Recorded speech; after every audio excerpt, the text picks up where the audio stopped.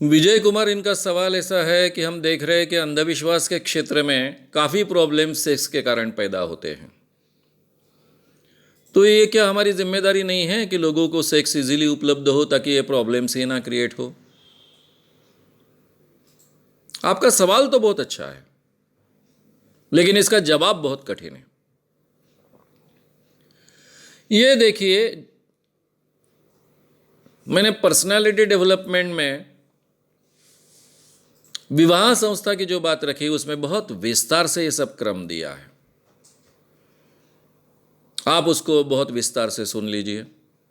मैं बाकी लोगों को भी कहूँगा कि उन्होंने सुनिए। विवाह संस्था और पति पत्नी का संबंध कैसा होना चाहिए, जो पूरी सीरीज़ है पर्सनालिटी डेवलपमेंट की, वो बहुत महत्व की है। उसमें काफ़ी बारीकियाँ आई है। अभी इसके लिए मैं इतना ही कहूँगा कि ये नेचर ने स्त्री पुरुष को इसलिए पैदा किया, हर प्राणी को इसलिए पैदा किया या पैदा हुए, उसमें दो बातें थी। नेचुरल इंस्टिंक्ट का जो हिस्सा थी कि जो प्राणी पैदा हुए हैं उन्होंने जिंदा रहने की भरकस कोशिश करे, किसी भी हालत में जिंदा रहने की कोशिश करे, जीने की तीव्र इच्छा। और इंसान हो प्राणी हो, मरते हैं। इसलिए ये कंटिन्यूटी रहने के लिए उन्होंने बार बार बच्चे पैदा करे ताकि ये प्राणी जगत की कंटिन्यूटी कायम रहे।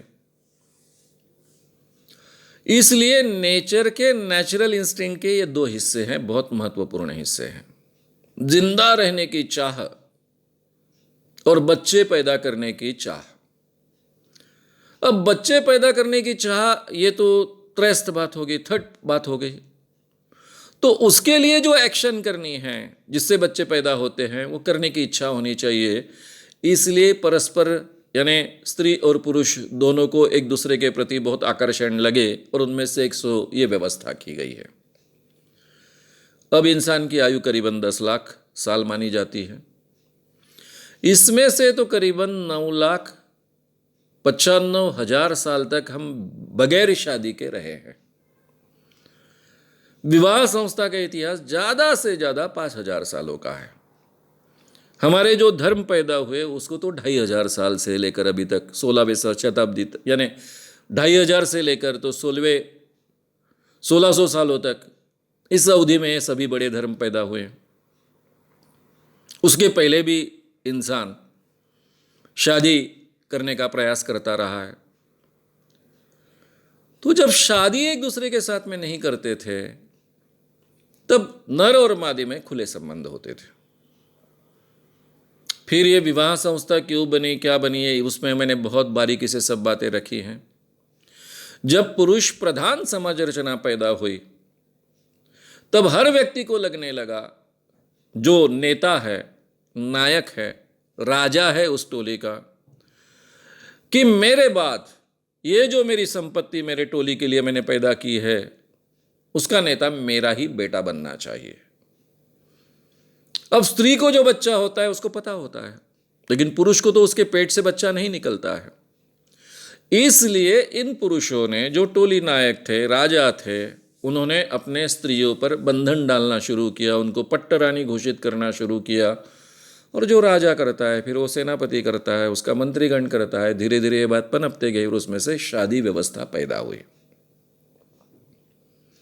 तो शादी व्यवस्था का मूल उद्देश्य ही वंश वृद्धि है, मेरा ही बेटा मेरा उत्तराधिकारी बने, ये है। लेकिन आज के ज़माने में हमने जो शादी व्यवस्था की बात की उसके बारे में बहुत विस्तार से इस सीरीज़ में कहा गया है कि आज के जीवन की आवश्यकता है। अगर आज के जीवन में हमें शादी व्यवस्था की आवश्यकता है, विवाह संस्था की आवश्यकता है, मैरिज सिस्टम की आवश्यकता है, तो उसके साथ में कुछ बंधन भी आने चाहिए। दोनों को इक्वेलिटी होनी चाहिए, दोनों को बढ़ने का, फूलने का, खिलने का, प्रोग्रेस करने का अवसर होना चाहिए। तो इसलिए कुछ बंधन भी आएंगे, कुछ स्वतंत्रता भी प्राप्त होगी। इस ढंग से ही हमको सोचना पड़ेगा। लेकिन सेक्स ये बहुत ही महत्व का विषय है। वो डायरेक्टली इंसान के शरीर पर, मन पर प्रभाव करता है।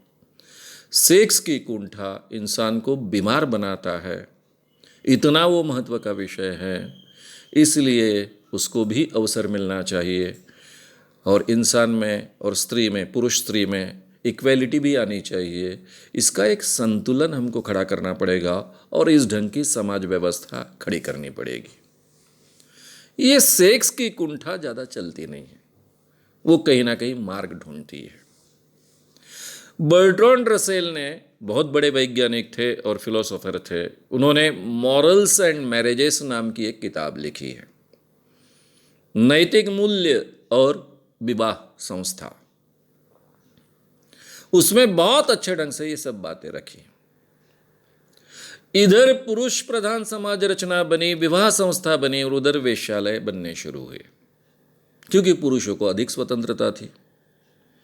शादी के बाहर संबंध करना आवश्यक उनको लगता था, तो वेश्याएं बनी। वैसे ही हम कह सकते हैं कि अंधविश्वास के क्षेत्र में स्त्रियों की समस्याओं के कारण ये बाबा लोग, मांत्रिक लोग उसका फायदा उठाते हैं। तो इससे बाहर आना पड़ेगा, तो इसके बारे में जागरूकता होनी चाहिए, लोगों के समस्याओं की तरफ उदारता से देखने का दृष्टिकोण पनपना चाहिए। ये सब चीज़ों की आवश्यकता है, इसलिए नए ढंग से सोचना पड़ेगा। इसके बारे में कोई डाउट नहीं। आपने बहुत अच्छा सवाल खड़ा किया, लेकिन इसका जवाब इतना आसान भी नहीं। अगर आपको ये वीडियो पसंद आया हो तो उसे ज़रूर लाइक करें, लोगों में ये अवेयरनेस फैलाने में हमारी मदद करें। वीडियो को ज़रूर शेयर भी करें। तो हमारे YouTube चैनल श्याम मानव को विज़िट करें।